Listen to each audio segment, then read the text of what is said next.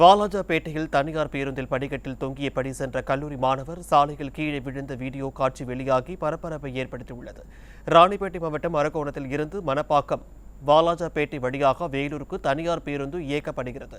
இந்த பேருந்தில் பின்பக்கம் உள்ள ஏணியில் ஒரு கல்லூரி மாணவனும் படிக்கட்டில் சில மாணவர்களும் தொங்கியபடி பயணம் செய்துள்ளனர். பேருந்து வாலாஜாபேட்டை தமிழ்நாடு வீட்டு வசதி வாரிய குடியிருப்பு பகுதி அருகே சென்றபோது படியில் பயணம் செய்த கல்லூரி மாணவன் ஒருவன் புத்தக பையுடன் சாலையில் கீழே உருண்டு விழுந்து லேசான காயங்களுடன் உயிர் தப்பிய பதப்பதவிக்க வைக்கும் வீடியோ வெளியாகியுள்ளது.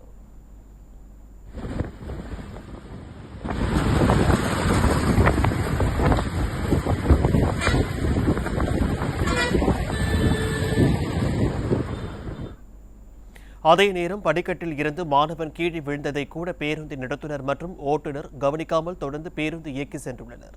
அரசு போதுமான பேருந்துகளை இயக்கியிருந்தால் இத்தகைய அசம்பாவிதங்கள் ஏற்பட வாய்ப்பில்லை என்றும் கூறும் அப்பகுதியினர், தனியார் பேருந்துகளில் மாணவர்கள் தொங்கி செல்லாமல் தடுக்கவும் காவல்துறை நடவடிக்கை எடுக்க வலியுறுத்தியுள்ளனர்.